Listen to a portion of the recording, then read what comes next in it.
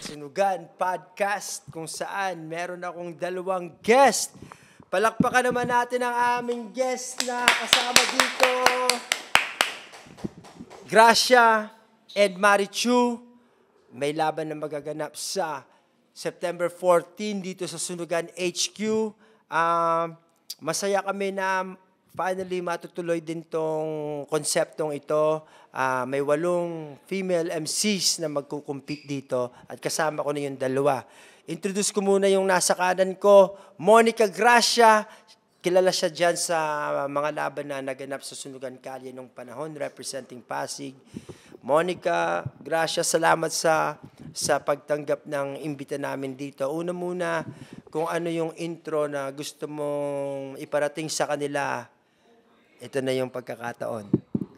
Yo, ako nga pala si Gracia ng Sunugan Kalye.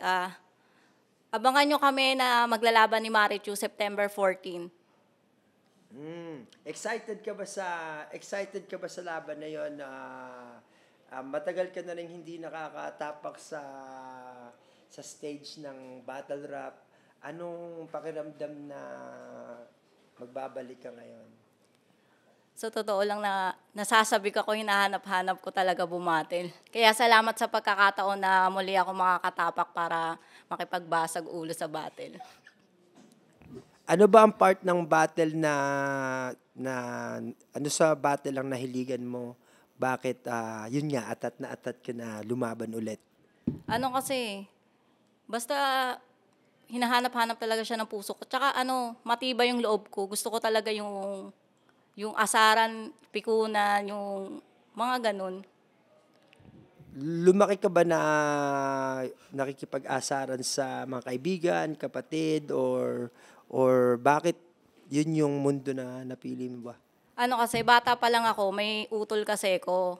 Magaling yung mag-rap. So, doon ko yun nahasa yung pag-rap ko. Pag nasa bahay kami, lagi kami nag-freestyle, nagra-rap kami hanggang sa na-adapt ko na siya. Tsaka mahilig talaga ako sa music, sa mga rap. Mahilig ako magsulat ng kanta, mga ganun, gumawa ng tula.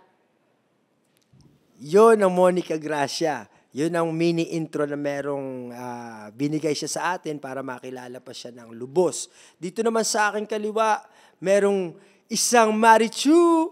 Marichu, galing ka pa ng Isabela. Mahabang biyahe. Salamat sa pagtanggap sa imbita. Alam ko, mini press conference lang to at saka mini hype sa parating na laban. Kung magbibigay ka naman ng intro sa mga taong hindi ka pa nakakilala, ano yung sasabihin mo sa kanila? Yun, Marichu Pianya ng Motos Battle League, Urban Artist R2 APBNM, and syempre, kakapasok ko lang din po ng flip top yun. Masasabi ko lang po, abangan nyo po yung battle namin ni Monica Gracia sa September 14. Ang masasabi ko lang po, magiging classic po yung battle na to. Oh, sa pagiging classic ng battle na to, paano mo naman nasabi na ganon? Ano naman yung hilig mo sa battle rap at napapasok ko naman sa mundo na to? Saan po doon yung sasagutin? Oo nga, pili ka na lang kung alin doon.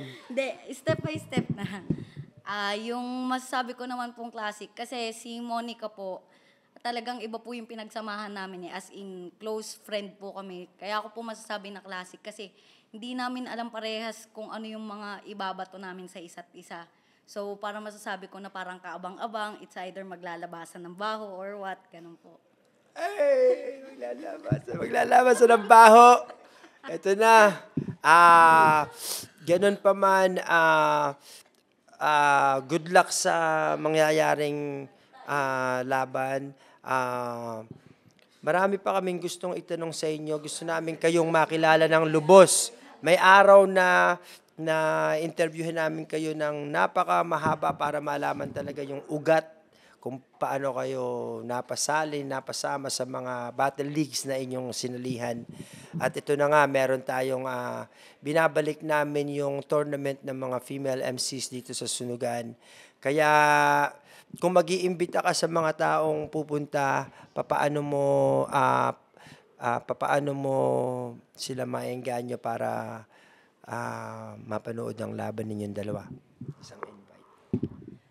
Ako nga pala si Gracia ng XTV, Fucking Rhyme at Cal City. Inihimbitahan ko kayo na manood sa September 14 kasi ito yung pinakamalupit na battle na aabangan nyo kasi puro to babae. Hindi lang to basta laban lang. Mas higit pa to sa mga napapanood nyo na laban ng mga MC. Kung meron kang gustong baguhin o palitan sa battle rap, ano kaya 'yon? Kung meron akong papalitan sa battle rap, kasi kung tatanggalin mo yung jokes, personalan, sakitan ng damdamin, parang hindi na masyadong enjoy panoodin. Kasi more sa battle rap kasi talaga kailangan malakas yung loob mo, yung matibay yung loob mo. So parang wala akong maisip na pwedeng tanggalin sa battle rap. Siguro yung ano lang, yung after battle, wala sanang mag-aaway talaga ng personal. Marichu, kung meron ka namang babaguhin, dadagdag o tatanggalin sa battle rap, ano yun?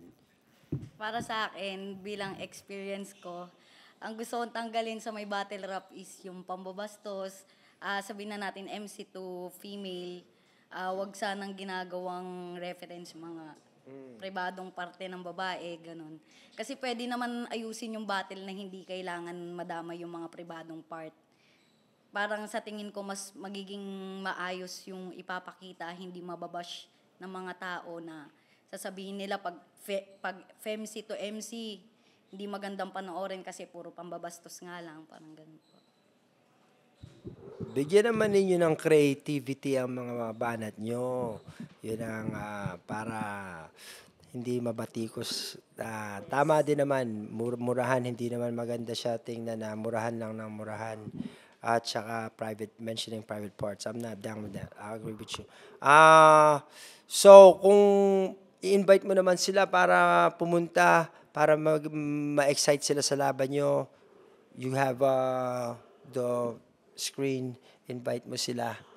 Yun po, manood po kayo sa September 14 kasi hindi po to yung battle lang na napapanood nyo kasi puro babae po yung maglalaban dito. Kadalasan napapanood po natin through online is lalaki to lalaki.